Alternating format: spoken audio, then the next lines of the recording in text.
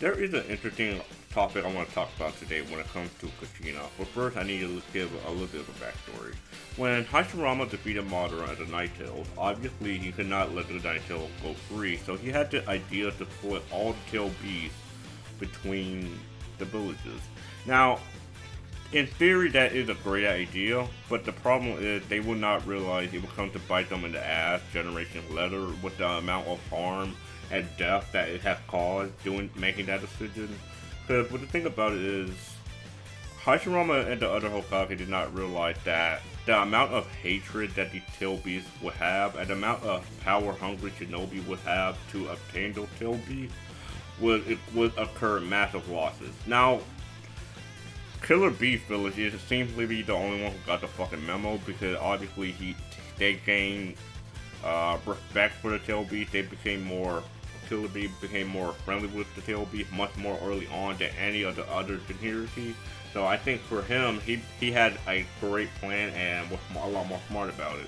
But the thing about Kushina is, it's kind of interesting because with Kushina, she was just a little girl when Miyato was literally about to pass on. She was really old at that point, so I would assume that she got the Jakiri, she got Kurama inserted inside her when she was a kid.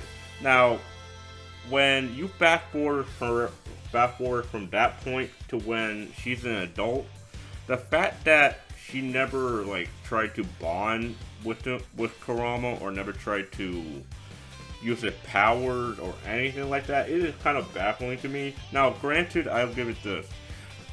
Konoha seemingly haven't had any problem with war. They haven't had any enemies besides the whole Obito war, and when Obito came back from the dead. That's like the only part that we've seen that Konoha was in actual danger. But besides that, Konoha has been in peaceful during that era. The thing about that is, though, it's surprising to me that Kushina, during that whole period, neither of them wanted to talk to each other. Neither of them made a plan to try to target one another, especially Kurama. Especially with Kurama having so much hatred, I'm surprised he didn't make. I'm surprised that he seemingly never made a plan to get out of Kushina, which is baffling to me. Now, granted, Kushina is an incredibly strong person, especially when it comes to stealing. So it would be very hard for Kurama to actually escape her and actually pull one over her.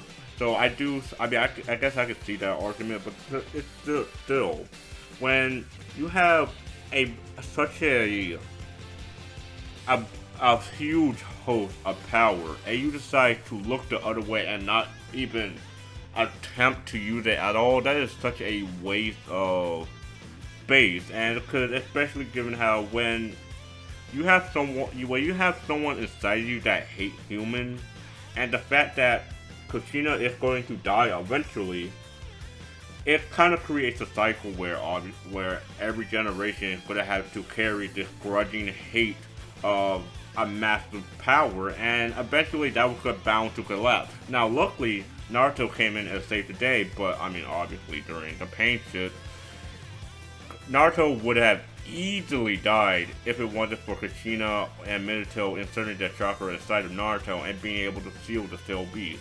And the thing about the tail beast is, I mean, I genuinely don't believe that had Kushina and Kurama been friends, they would be able to.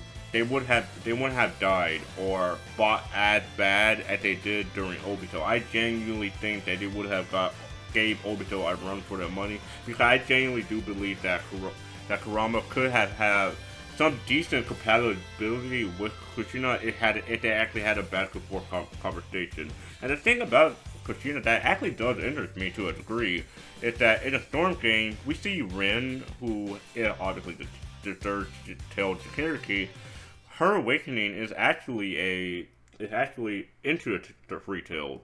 But when it comes to and the thing about Rin, she never transformed to free tails in the anime, so that's kind of a more of a special treatment kind of thing. But in a Storm game, we never seen Kushina use or utilize any of Kurama's ounce of power at all, which is surprising.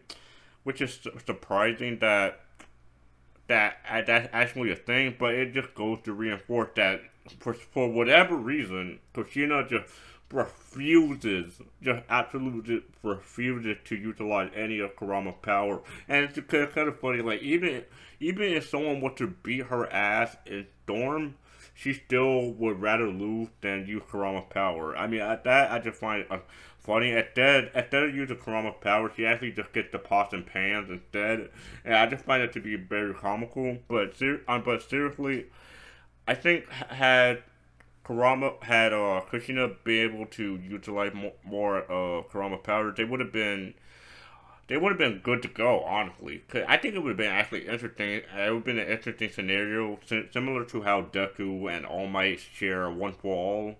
It could have been when Kushina passes on the Night Tail to Naruto and actually teach him how to get along with the Night Tail, be more compatible with the Night Tail, and have some secrets and tips. Because the tip that Mito gave Kushina, honestly, it didn't really help her in the long run. I mean, she still got killed by the Night Tail, so the tip that she gave her, it wasn't really that useful. I think had she had made a conscious effort with Kurama, it would have worked out so much better. It would have changed the entire story of Naruto, but I think it would have played a lot more in her favor. But let me know what you think of Kushina's relationship with the Nine Tails. If you think it was okay for the time, do you think that Kushina prowess could have been a lot more handled better if she was thinking a lot more logically? Because I definitely think that she could be a whole lot stronger if she actually went that route. But I mean, again, she's still a badass either way. But again, let me know your thoughts in the comments below, and I'll see you guys on the next one.